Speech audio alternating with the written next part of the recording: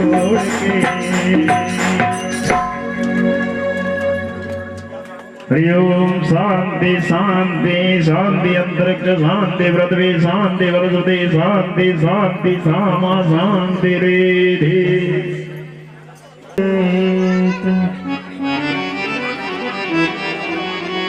श्री सीतानाथ समारंभा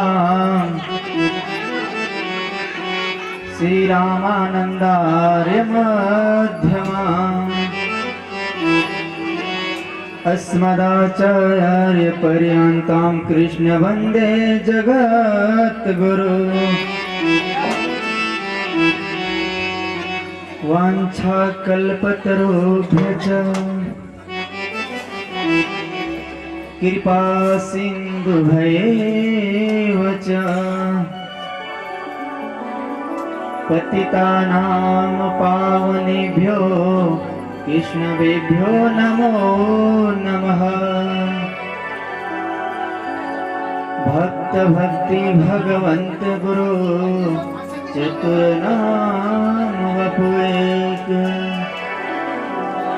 इनके पद बंधन किए नासत विघ्न अनेक।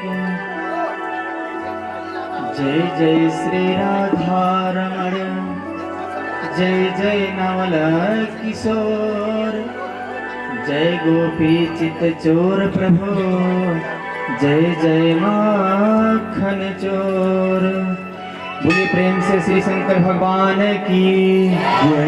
श्री भैरवनाथ जी महाराज की जय। श्री भक्ताईनाथ जी महाराज की जय। श्री सिद्धाईनाथ जी महाराज की जय। श्री अपने अपने गुरु महाराज की जय। जय जय श्री राधे श्याम। आइए कुछ भगवान के नाम संकीर्तन कहते हैं अपने मन को शांति के लिए। और सभी लोग प्रेम से भगवान की कीर्तन करेंगे।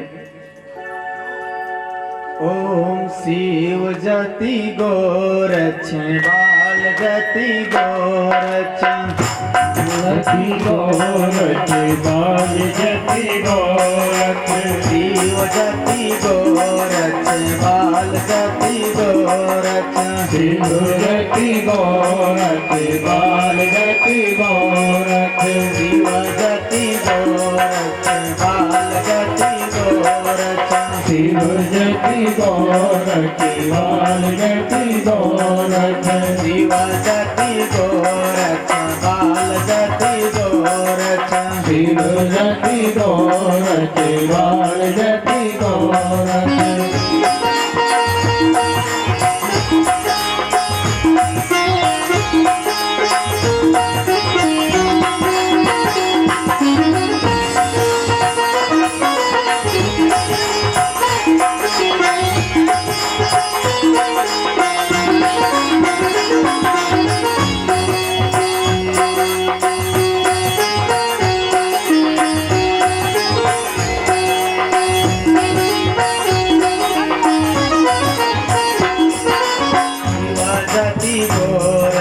बाल जति गोरक्षण शिव जति गोरक्षण बाल जति गोरक्षण शिव जति गोरक्षण बाल जति गोरक्षण शिव जति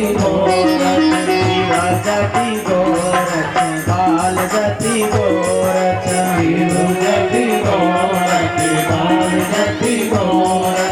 शिव जति गोरक्षण बाल जति गोरक्षण शिव जति गोरक्षण बाल जति गोरक्षण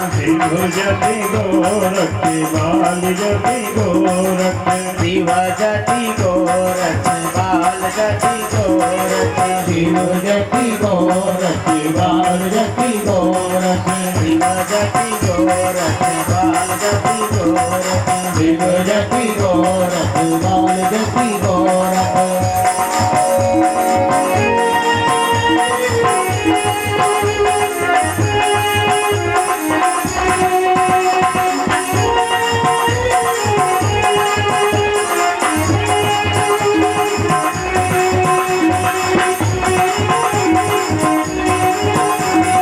शिव जति गोरक्षण बाल जति गोरक्षण शिव जति गोरक्षण बाल जति गोरक्षण शिव जति गोरक्षण बाल जति गोरक्षण जति गोरख बाल जति शिव जति गोरख बाल जति गोरख शिव जति गोरख बाल जति गोरख शिव जति गोरख बाल जति गोरख शिव जति गोरख बाल जति गोरख शिव जति गोरख बाल जति गोरख शिव जति गोरख बाल जति गोरख शिव जति गोरख बाल जति गोरख शिव जति गोरख बाल जति गोरख शिव जति गोरख बाल जति गोरख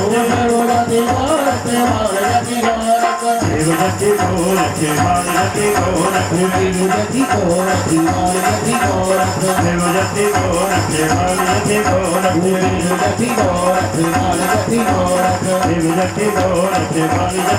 गोरख शिव जति गोरख बाल जति गोरख शिव जति गोरख बाल जति गोरख शिव जति गोरख बाल जति गोरख शिव जति गोरख बाल जति गोरख। बोले शंकर भगवान की जय।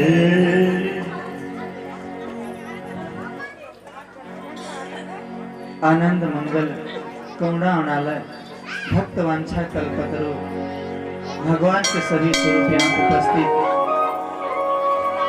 माताएं एवं बहनें एवं भक्तगण सभी के हृदय में विराजमान उस छवि को निहारते हुए सिया राम मैं सब जग जानी करहूं प्रणाम जोर जग पानी। सभी के हृदय में विराजमान उस छवि को हम प्रणाम करता हूँ। गुरुदेव जी महाराज के चरणों में सच्चा प्रणाम करता हूँ। आज शिव पुराण के थोड़ी आवाज थोड़ा थोड़ा और आज शिव महापुराण के तृतीय दिवस है। इस तृतीय दिवस में आज भोले बाबा के शिव विवाह प्रसंग चलेगा और कल आपने कैसे भगवान के मीठे मीठे भक्तों का वर्णन सुना। दैत्यों को संहार के भगवान ने कहते हैं कि हमें जिस रूप में हमें आप याद करोगे उसी रूप में हम आपको दर्शन देंगे।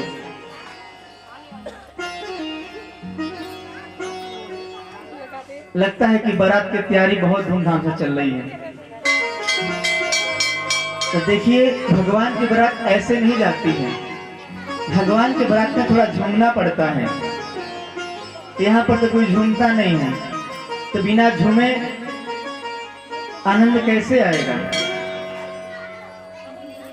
भगवान के भाव में थोड़ा झूमना चाहिए। अगर यहाँ नहीं झूमोगे तो कहाँ झूमोगे।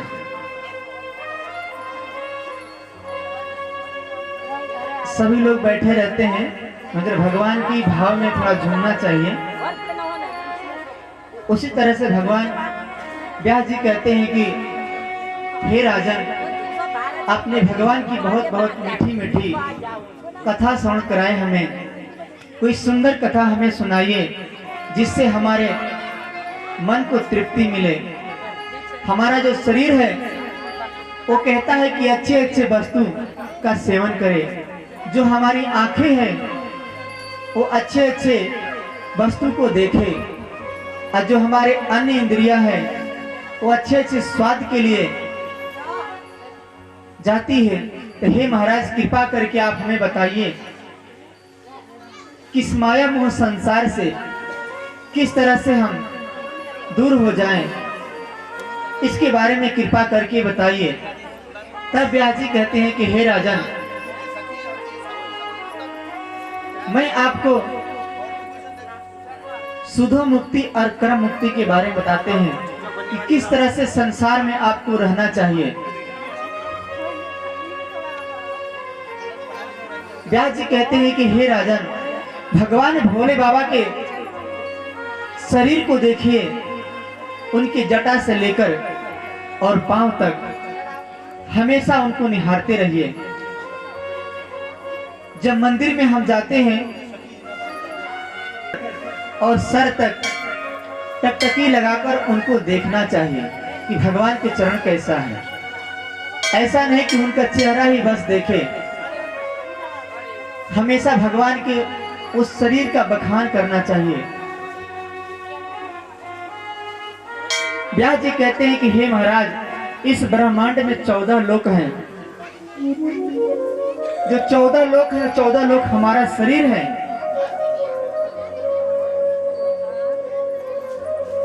इस विराट पुरुष को 14 लोक है जो हमारा शरीर को कहा गया है। जांघू, सुतल, ललाट, अग्नि, इसको हम विराट कहते हैं। इस रूप को हमेशा भगवान के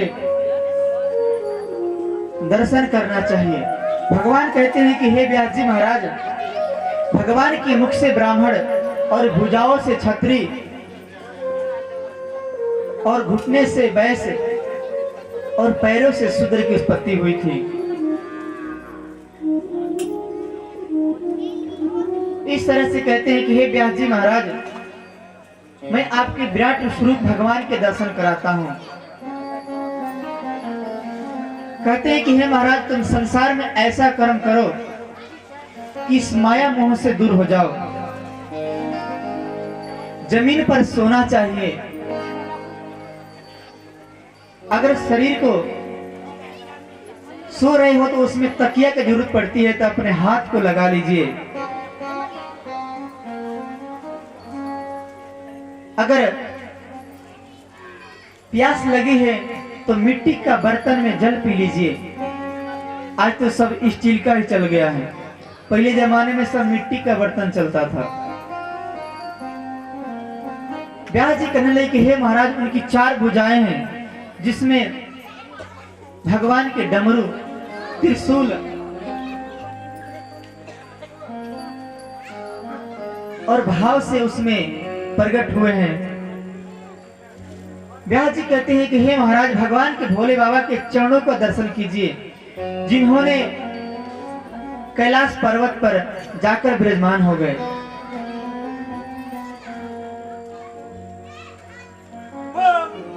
जब राम जी वनवास हुआ तो सीता मैया डंडक वन से रावण हर ले गया था। राम जी डंडक वन में घूम रहे थे महाराज, तो लक्ष्मण जी से कहने लगे कि हे लक्ष्मण, क्या तूने सीता को देखा है? क्या उनके चेहरे को देखा है? लक्ष्मण जी कहने लगे, भैया मैंने उनका चरण को देखा हूं। सीता हमारी माँ थी, उनका चेहरा मैं कभी देख नहीं पाया।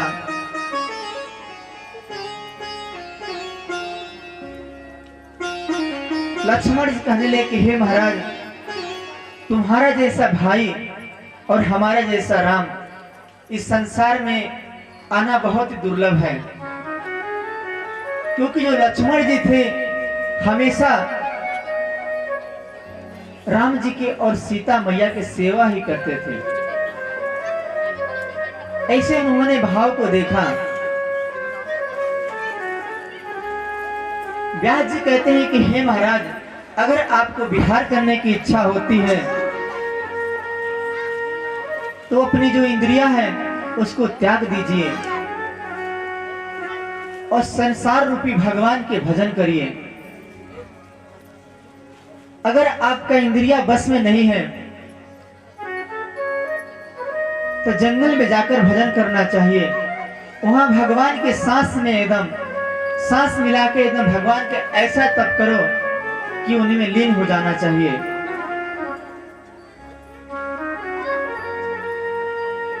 व्यास जी कहते हैं कि हे राजन, जब आपको कुछ खाने की इच्छा होती है तो प्रसाद बनाइए, भोजन बनवाइए, 56 प्रकार के भोजन बनाइए, मगर भगवान के पहले भोग लगाइए।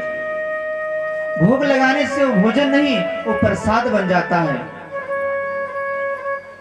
जब उस प्रसाद को पाएंगे तो हमारे अच्छी वाणी होगी और हमारा अच्छा मन होगा। अगर हमारा मन अच्छा होगा तो अच्छे शब्द सबके बातें करेंगे, सबको आशीर्वाद देंगे। व्यास जी कहते हैं कि हे महाराज, ब्रह्मांड भेदन के प्रकार सुनो, जो भोले बाबा ने पार्वती जी को सुनाया था। जो शरीर के मेरुदंड है उसको अपने योग माया से भगवान में लीन कर दो और समाधि लगाकर बैठ जाओ।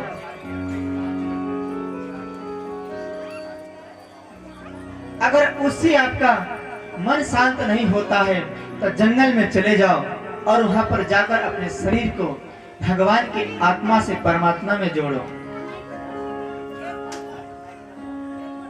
ऐसे वहां पर शक्ति में भक्ति लाओ कि भगवान तुम्हें प्रसन्न हो जाए। कहते हैं तेज को वायु में और वायु को तेज में, इस तरह से दोनों को आपस में जोड़ दो। अगर तुम दोनों के आपस में जोड़ दोगे समझो कि परमात्मा हमें मिल गया। अगर उस परमात्मा को हम जानने के लिए भावार्थ में जाना चाहिए। व्यास जी कहते हैं कि हे राजन, इस ब्रह्मांड को भेदन करने के लिए अंत में भगवान के भक्ति में लगा दो और घर वार को त्याग दो महाराज। मगर घर त्यागना सबकी बस की नहीं है। अगर घर त्यागना है तो बहुत कठिन है। शादीशुदा से पहले ही घर त्यागो, बाद में घर नहीं त्यागना। अगर बाद में घर त्यागते हो तुम्हारी आत्मा को कभी मुक्ति नहीं मिलेगी, क्योंकि जो तुम्हारे जो पीछे हैं तुम्हारे बीवी और बच्चे, उन्होंने तुम्हारे को याद करेंगे, उनकी जो आत्माएं हैं कलपती रह जाएंगी। इसी तरह से महाराज जब घर को त्याग करना है तो ब्रह्मचर्य से घर त्याग दीजिए। व्यास जी कहते हैं कि हे राजन, अगर इस तरह से बात नहीं बनती है तो आप महापुरुषों का संग करिए और महापुरुषों के भाव को देखिए। अगर महापुरुषों के संग करेंगे तो वेदांत चाहने वाले, शास्त्र चाहने वाले आपके भाग का अभाव होगा और उसमें आपका इंद्रिया है समर्थ हो जाएगी। इस तरह से महाराज व्यास जी ने कर्म के बारे में बता रहे हैं और कहते हैं कि हे राजन, अकाह कर्म कर्मोआ मोक्ष काम उदार धिह, त्रिवेण भक्ति योगे न सजते पुरुषम पर। काम निष्काम भाव। व्यास जी कहते हैं कि महाराज, कर्मा कर्म विकर्म में भी वेद बाधः लौकिक है। अगर अच्छे कर्म करोगे तो अच्छा ही फल मिलेगा। अगर निष्काम भाव से कर्म करिए, स्वार्थ भाव से कभी मत करिए।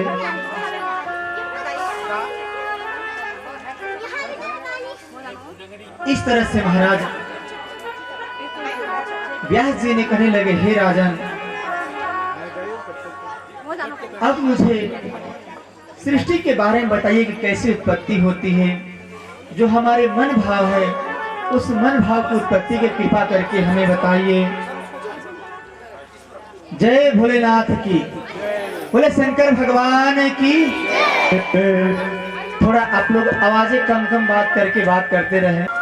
मुझे सुनकर बहुत शांति मिली। मगर कृपा करके आप हमें सृष्टि के बारे में बताइए कि सृष्टि कैसे उत्पत्ति होती है। तब व्यास जी कहते हैं कि हे राजन,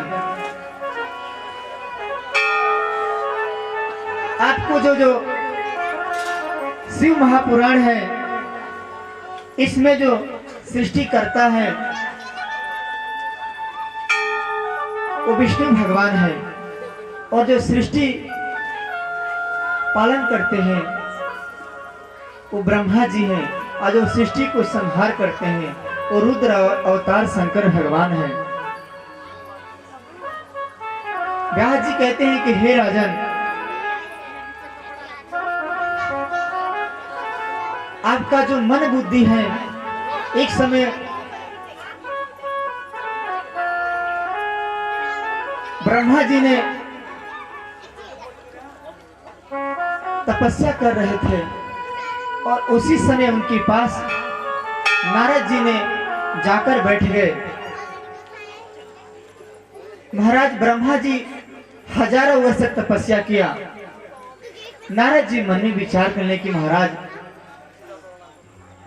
सुना हूं कि हमारे ब्रह्मदेव हैं, वो सृष्टि करता है, सृष्टि धरता है, मगर ध्यान किसका कर रहे हैं महाराज? उन्होंने मन में विचार करने लगे और उनको संदेह हो गया। जब ब्रह्मा जी की आंखें खुली तो उन्होंने मन में विचार करने लग गए और कहने लगे, हे पितामह, आप ध्यान किसका कर रहे हो? आपसे बड़ा कौन है? ब्रह्मा जी कहने लगे, हे नारद मुनि, आपका संदेह ठीक है, मगर मुझसे भी बड़ा भोलेनाथ है। अगर भोले बाबा कैलाश पर्वत नहीं जाते तो सारे दैत्य सृष्टि को तहस नहस कर देते। इसी तरह से महाराज भोले बाबा हमसे भी बड़े हैं महाराज, हम उनका ही ध्यान कर रहा हूं।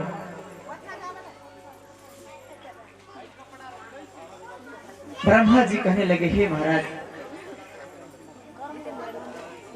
इस तरह से उन्होंने तामस अहंकार के बारे में बताए।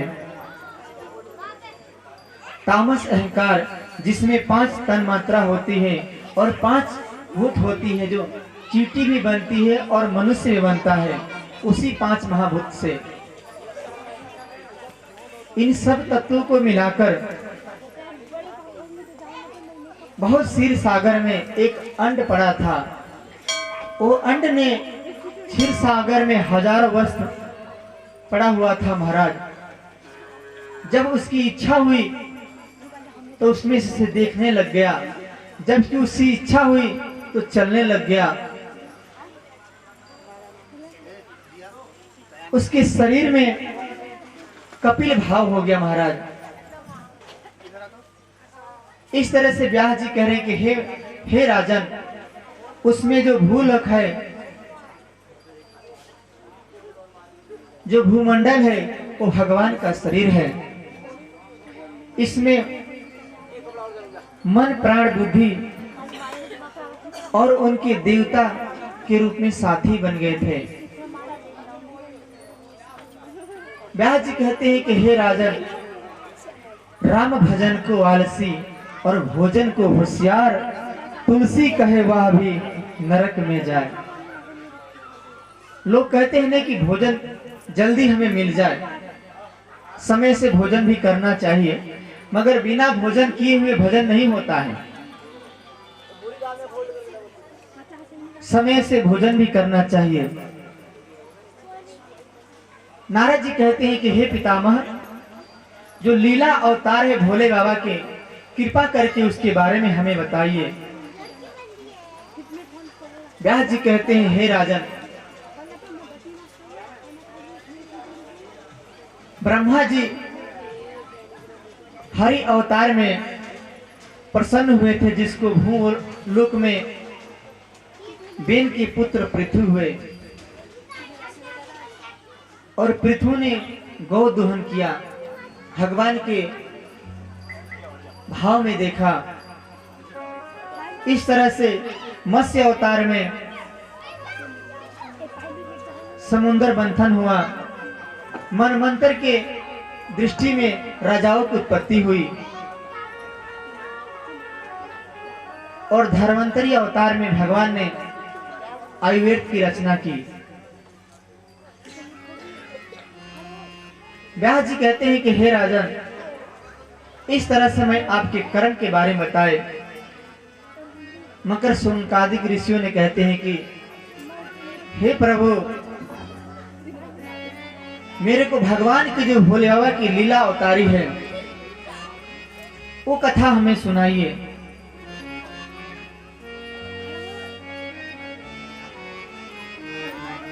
तब वेद व्यास जी कहते हैं, हे राजन, आपने भगवान की बहुत सुंदर कथा सुना।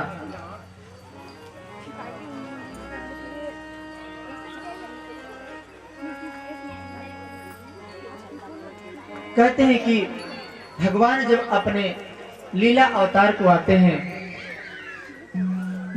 तो उसे भोले बाबा ने अपने गणों को साथ और विराजमान रहते हैं। उनके दैत्य जो रहते हैं वो विभिन्न प्रकार के रहते हैं। महाराज व्यास जी कहते हैं कि इसके बारे में हम सती चरित्र में आपको सुनाएंगे। इस तरह से व्यास जी ने उनके कर्म के बारे में बताए और भावार्थ को देखा।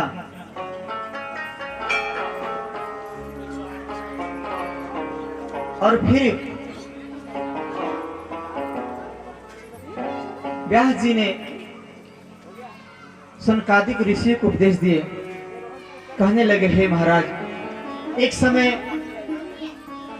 एक गुरु जी थे और उनका शिष्य का नाम था खोजी जी। वो बहुत ही आयुर्वेद की खोज करते थे और गुरुदेव ने जब उनको कहने लगे कि महाराज, जब मेरी मृत्यु होगी, जब मेरा शरीर छूट जाएगा, ये जो मंदिर में घंटा है वो बजता रहेगा।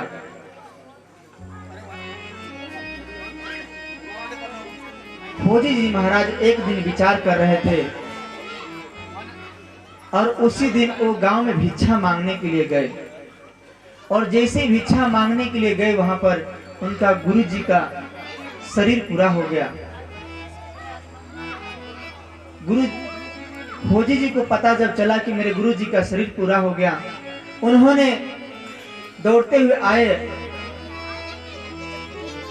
सब भक्तों से कहने लगे, महाराज, जब हमारा गुरु जी का शरीर छूट गया, क्या एक घंटा बजा? सभी भक्त कहने लगे, महाराज घंटा तो नहीं बजा। खोजी जी महाराज कहने लगे, जब हमारे गुरु जी परम धाम को नहीं गए हैं, उनकी अभी आत्मा इसी आश्रम में भटकती है। कहने लगे कि महाराज, किस तरह से हमारे गुरु जी का शरीर छूटा और कहां हमारे गुरु जी बैठे थे? गुरु जी ने उनके आम के पेड़ के नीचे महाराज बैठे हुए थे और एक आम पका हुआ था। गुरु जी का मन उसी आम में लग गया। जब उनका शरीर छूटा तो उसी आम के फल में कीड़े के रूप में चले गए। जब हमारा शरीर छूटता है तो किसी के ध्यान नहीं करना चाहिए, भगवान का ध्यान करना चाहिए कि अगर हमारा शरीर छूटे तो भगवान के धाम में जाए।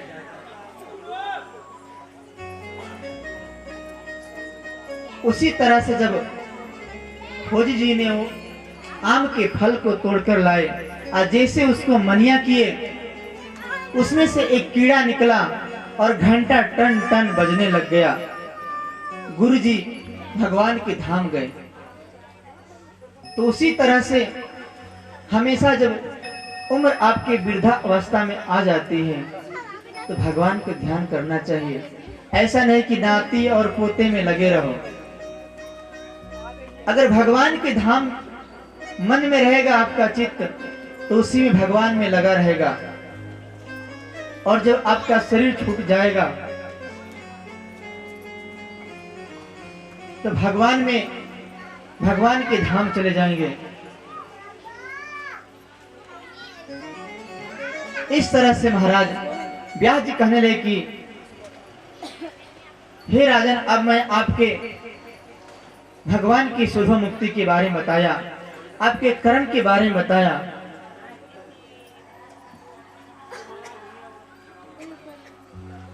विदुर जी महाराज प्रभात क्षेत्र चले गए और जाकर वहां पर उद्धव जी से मिले।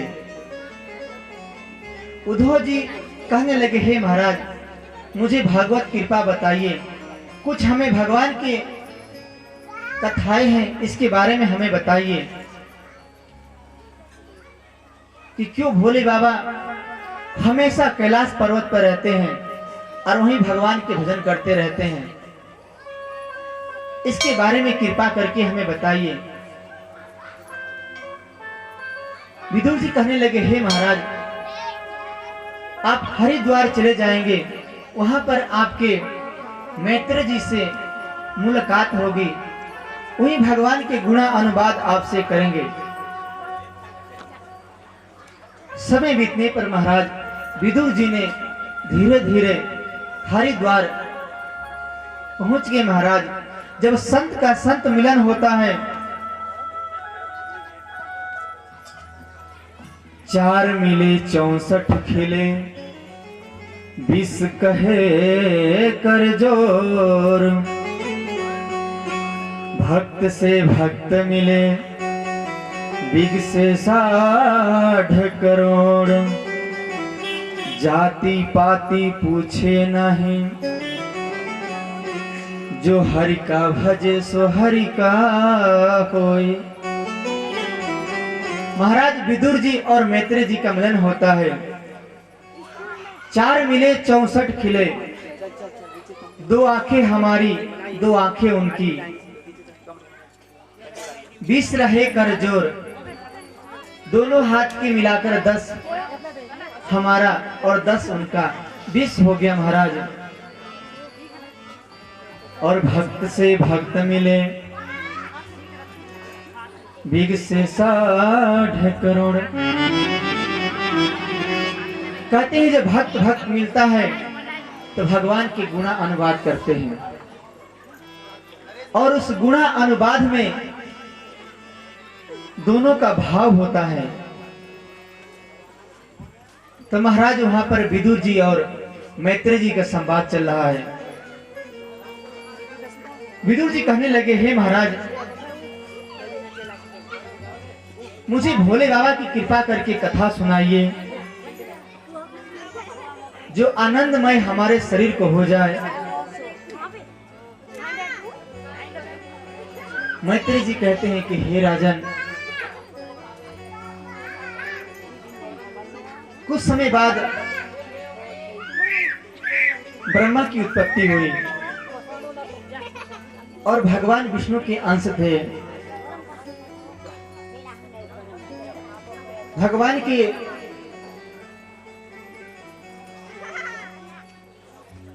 मानस पुत्र है ब्रह्मा जी के सनक सनंदन सनातन सनत कुमार। उन्होंने भगवान के सृष्टि को नहीं किया, उन्होंने भगवान के भजन में मन को लगा दिया और ब्रह्मा के भाव से रुद्र की उत्पत्ति हुई। विदुर जी कहने लगे, हे महाराज, मुझे भगवान की उत्पत्ति विस्तार से बताइए, कृपा करके, जो भोले बाबा से आनंदमय हो। तब मैत्रेय जी कहते हैं कि हे राजन, एक समय विष्णु जी क्षीर सागर में थे और उनके नाभि से कमल निकला। उस कमल पे ब्रह्मा की उत्पत्ति हुई। ब्रह्मा ने उस कमल पर चारों तरफ देखने लगे, उनका 4 मुख लग गया। विश्व में ब्रह्मा जी के मंदिर एक ही स्थान पर है, वो है पुष्कर में। जो पुष्कर तीर्थ है, वहां पर ब्रह्मा जी का विश्व में पूरा मंदिर उसी स्थान पर है।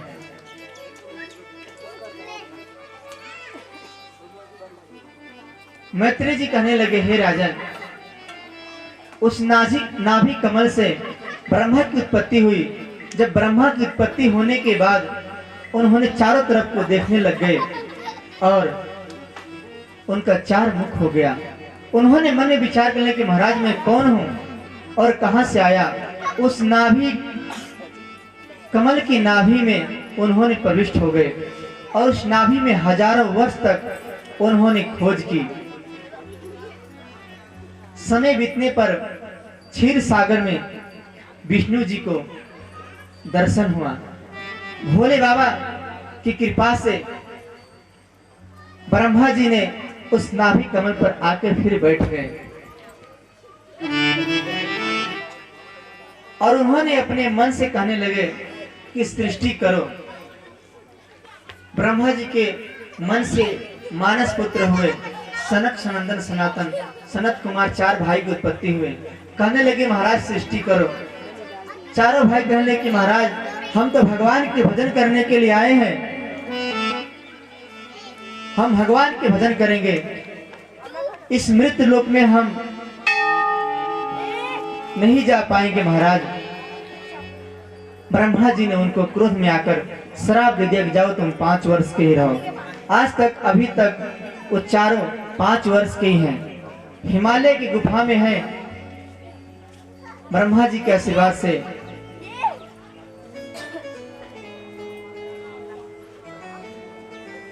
इस तरह से ब्रह्मा जी के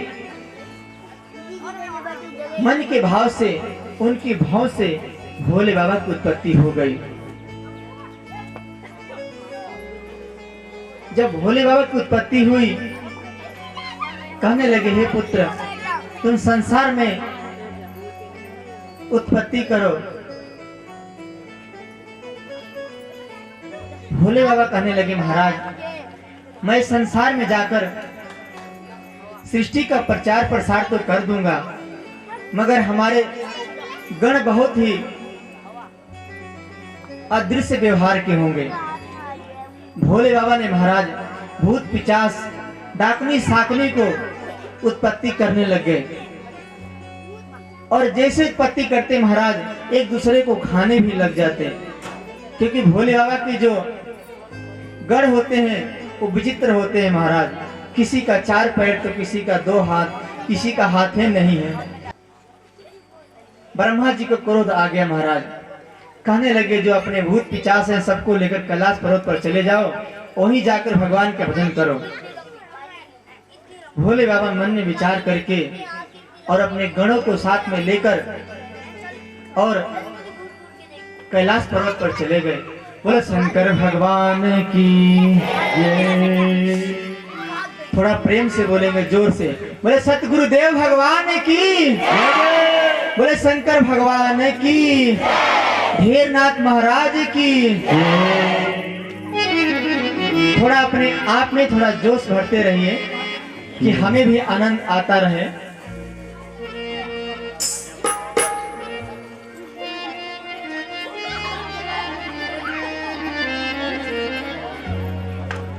हरि भजन कर भरी जवानी में, जय हो। बुढ़ापो किसने देखा है। और ये देखिए आज कैलाश पर्वत पर भोले बाबा भी भजन कर रहे हैं और भोले बाबा का भजन हम करने जा रहे हैं। देखिए जवानी में ही, बालपन में ही भजन हो सकता है, बुढ़ापे में नहीं भजन होगा। और आइए किस तरह से बताया। हरि भजन कर, भजन कर, भजन कर, बुढ़ापा किसने देखा है। भजन कर भोले बाबा, बुढ़ापा किसने देखा। ऐसे नहीं काम चलेगा। इनको बुढ़ापा हो गया है महाराज जी। आप लोग थोड़ा खड़े हो जाइए, खड़े हो जाइए। देखिए जो बुढ़ापे में नहीं है वो खड़े हो जाए, जिनको बुढ़ापा आ गया हाथ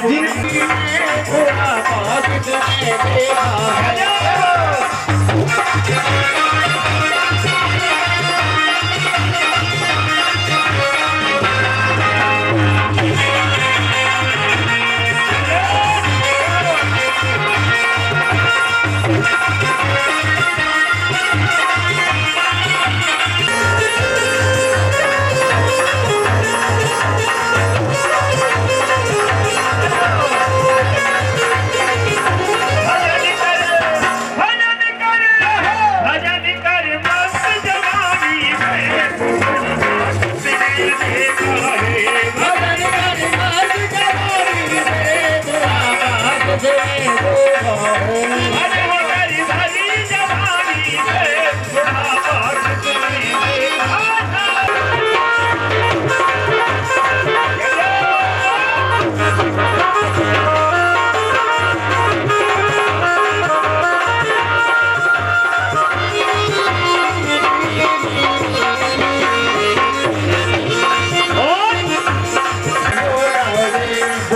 बुढ़ापे में लंगड़े हो जाओगे, बुढ़ापे में लंगड़े हो जाओगे, यात्रा नहीं कर पाओगे, यात्रा नहीं कर पाओगे, तरस जाओगे।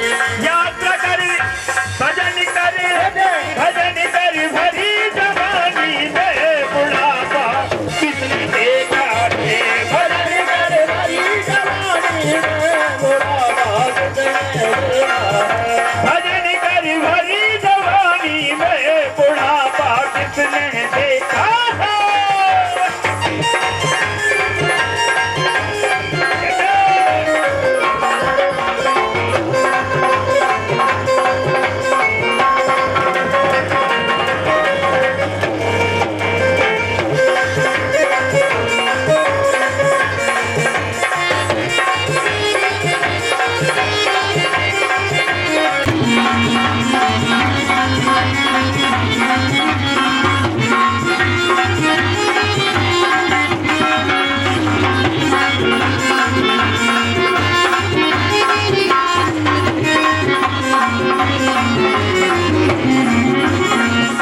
बुढ़ापे में अंधे हो जाओगे, बुढ़ापे में अंधे हो जाओगे,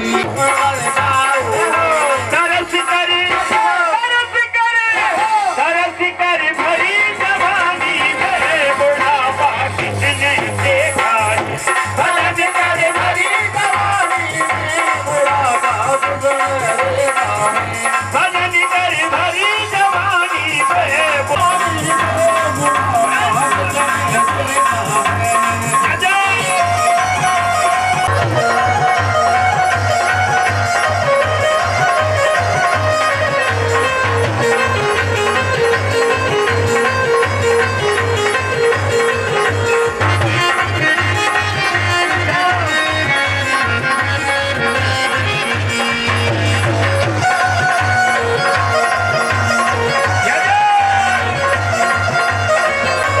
जवानी में बुढ़ापा।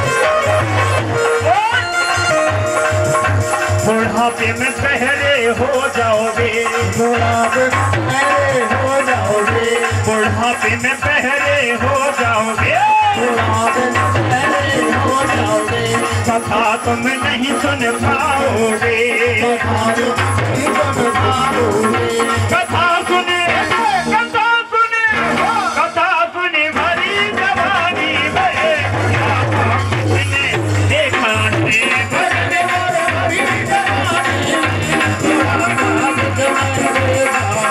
भजन कर भरी जवानी में बुढ़ापा किसने देखा है।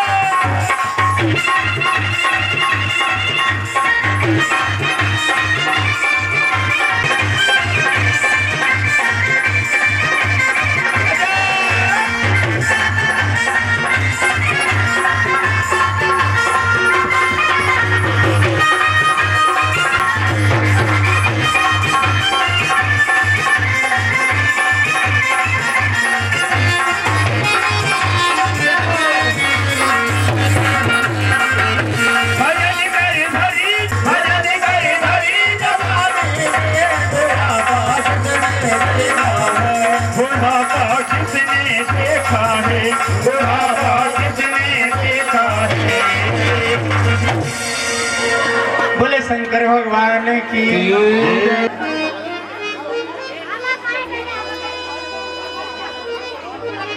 अगर शांति, आजकल सब सोचता है कि महाराज पीछे हाथ करके कथा नहीं सुनना चाहिए, अगर बैठ जाओ आप लोग।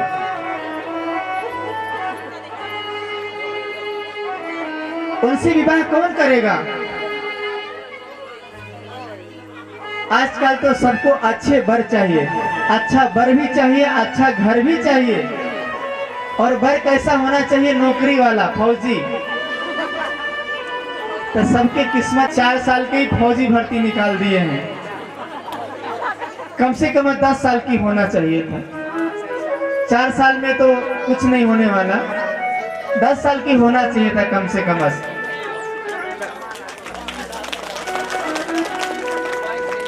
देखिए 4 साल में तो उनको 2 साल तो उनको ट्रेनिंग में ही लग जाएगा और 2 साल नौकरी करेंगे। बल्कि वो 10 लाख लेकर आए या 15 लाख लेके आए, मगर उससे उन्होंने कुछ सीख नहीं पाएंगे। कम से कम 10 साल की नौकरी होना चाहिए था। 10 साल की नौकरी में उनका 4 साल ट्रेनिंग में चला जाता और 6 साल नौकरी होती। मगर सत्ता जिसकी आती है ना, उसकी लाठी उसी की भैंस। मगर जिसके भाग्य में रहेगा, जिसका कर्म में रहेगा, वो फौजी तो बनेगा है। क्योंकि ये अजनाब खंड है। इस भारतवर्ष को अजनाब खंड कहते हैं। हमारे भारत में कई तरह की भाषाएं बोली जाती है। इधर गढ़वाल भाषा बोली जाती होगी, पहाड़ी भाषा। हर जगह अलग अलग भाषाएं बोली जाती है, मगर सब राज्य के में एक दूसरे से प्रेम होता है, एक दूसरे में भाव को देखा जाता है। सभी लोग एक दूसरे से मिलकर रहते हैं और ऐसा ही मिलकर रहना भी चाहिए और अपने घर में भी मिलकर रहना चाहिए। महाराज, अगर अपने घर में प्रेम से रहेंगे, बच्चे लोग को अच्छे उपदेश देंगे, ज्ञान देंगे, तो उनमें भाव होगा, तो भोले बाबा के गण जो विचित्र तरह के होते हैं।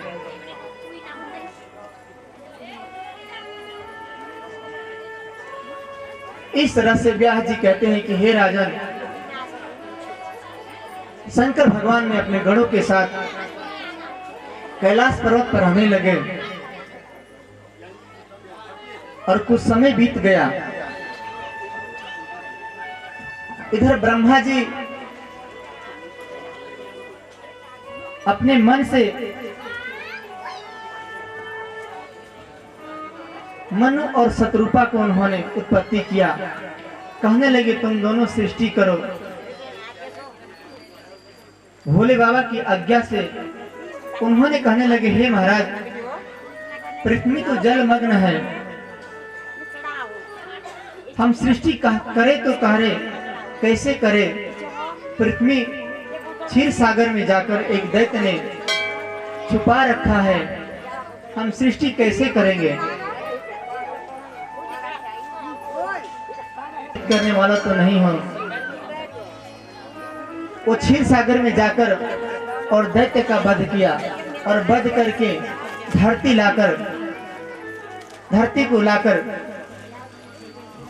स्थापित किए।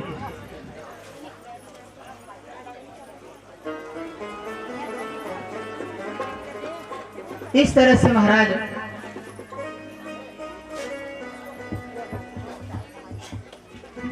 आप लोग सिर्फ भगवान के चावल ही लेके आते हैं और रखिए, मगर भगवान के आज भोले बाबा की बारात है, उसमें कन्यादान भी करना। आप लोग मंच के पीछे चावल ना डालें। अगर चावल उस प्रात में डालेंगे तो माता पशु पक्षी को डाल दिया जाएगा और इस तरह से पैरों में पड़ेगा।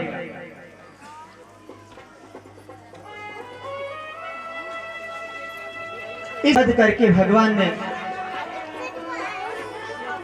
पृथ्वी को लाकर पृथ्वी जल पर स्थापित किए और भगवान अपने धाम को चले गए।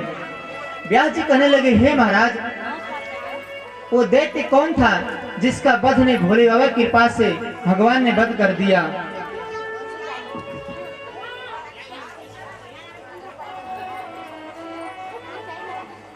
व्यास जी कहते हैं कि हे महाराज, कश्यप की 13 रानियां थी, जिसमें दीति के